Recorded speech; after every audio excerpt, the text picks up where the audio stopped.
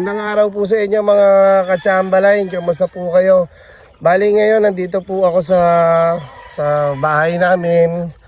Bali bago ako magpunta dun sa manukan natin, gusto ko po i-share sa inyo itong mga ginagamit natin na materyales.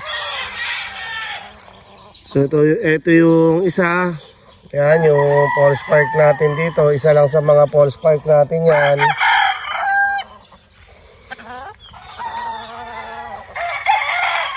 Tapos yung Gary Gilliam natin. Ayan po. Bali yung yung mga nakapanood po nung vlog ko na yung trayo, halos sila po yung mga magulang. Ano naman yung isa sa mga golden boy natin.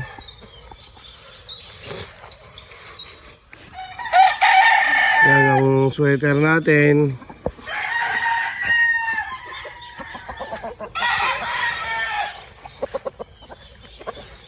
Yan sweater din po. Meron tayo na Boston.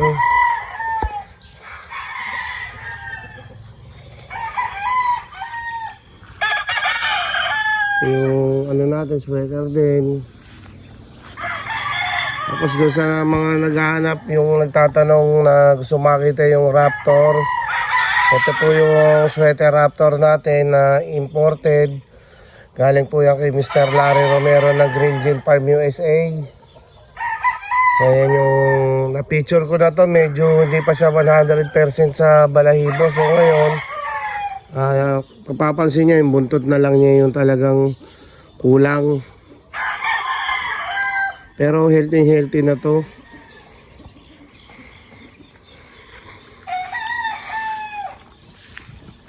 Ito pa po yung golden boy din natin.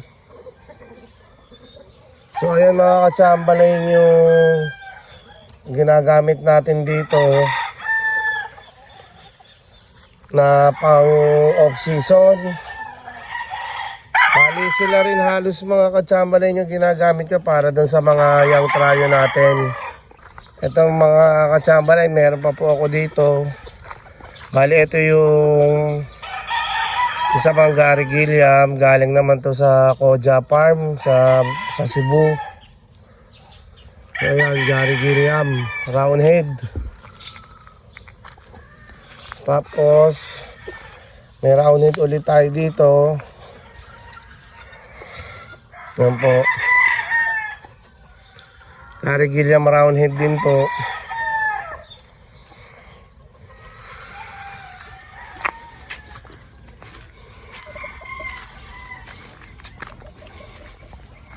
Dito po yung bahay ko.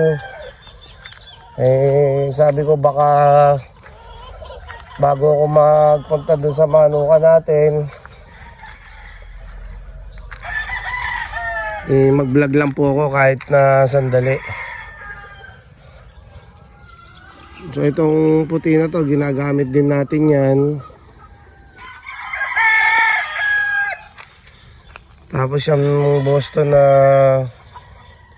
hen, ang kapares naman niya 5K na sweater.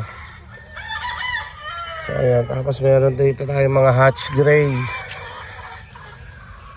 Ayan, bali 3 inahin saka 1 tandang. Dito rin po may konting pullets tayo dito na hinahanda. Bali ito kasama rin po ito sa breeding. Ayan po sila.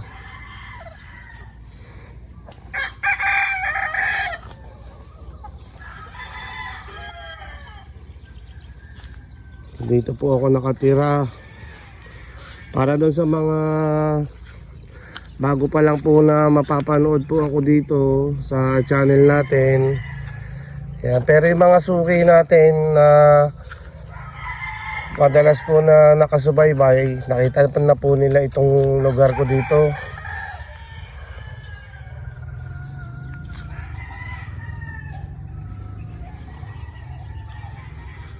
Pero ayan yung tanawin dito sa amin.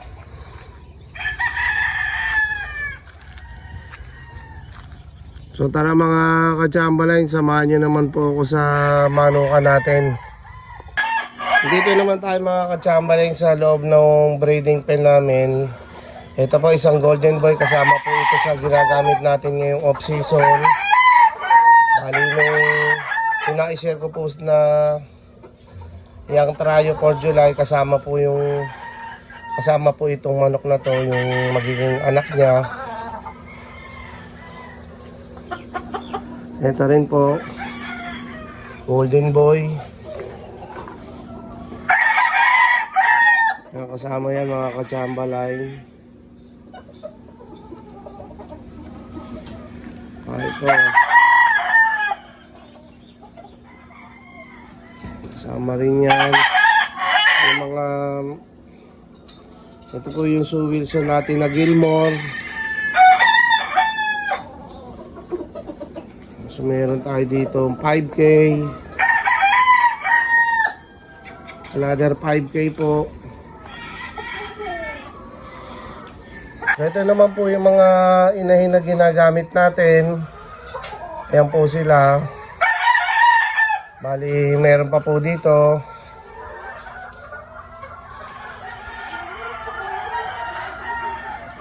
Andun po yung mga hatches, yung mga golden boy, yung mga 5K. Nandyan na po yung Boston natin, yung millionaire. Nandyan din po.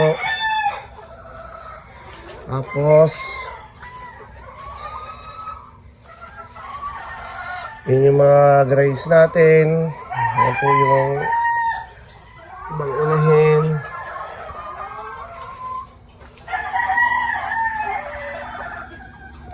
So ayan mga ka-chamberlain, yung mga ginagamit naman natin mga babae. Ito naman yung mga grays, yung mga Paul Spark, Joe Good, nandito na rin po.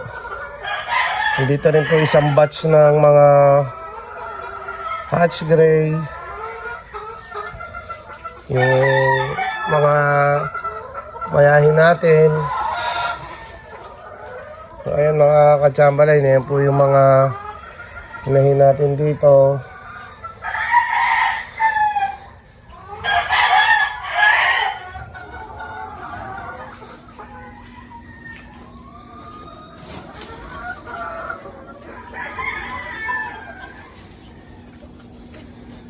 Ayan, ito po yung indoor na breeding pen natin.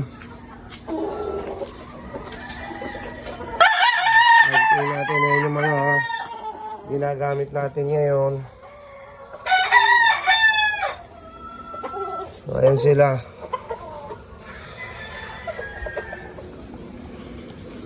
Itong nasa loob, kasama po yung nasa labas, mga ginagamit po natin yan.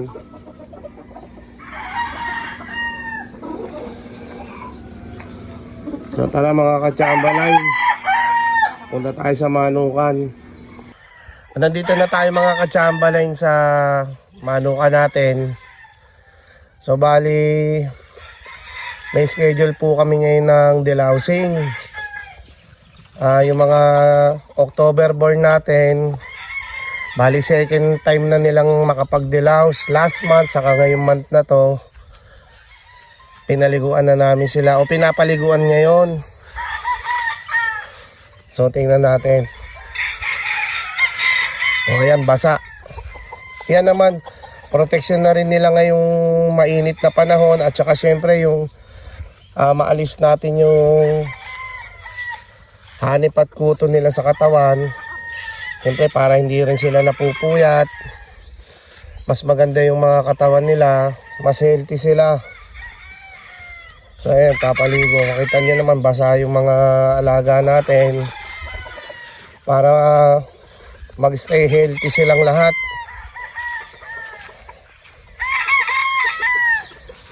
Ayan yung mga early natin, breeding nung October. Nai-vlog ko naman to, nai-share ko sila sa inyo nung bago lang sila dito sa mga pwesto nila. So ibang iba na yung itsura nila after 1 month. Malaki yung transformation na nangyari sa kanila. Mas nag-matured sila. Mas binatang binata na sila ngayon. Ayan. Bali lahat yan mga ka-chamberlain. Ididilaws natin. Tapos next month, dilaws tayo ulit. May kasama ng pagdideworm. Tapos yung weekly naman nila na vitamins. Na B-complex. Tapos yung everyday naman nila na water soluble na vitamins. Binibigay natin. So ayan po.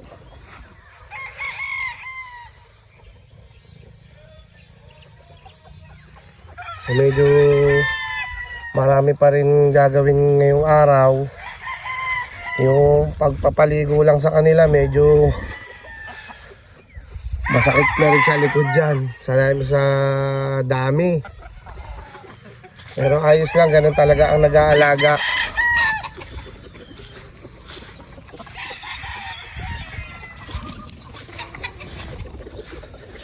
Tingnan natin yung gawi dito.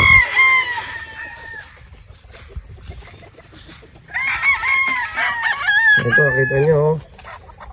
Binata na.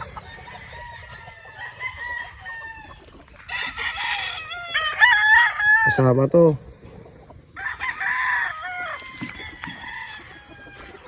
Ayan, praise ko sila ngayon.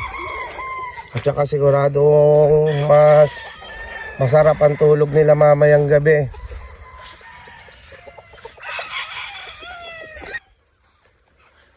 Bali itong mga selected pullets natin, kasama rin po sa schedule ng delousing. Siyempre kung ano po yung ginagawa din natin dun sa mga lalaki, ganun din po yung pag-aalaga natin dito sa kanila.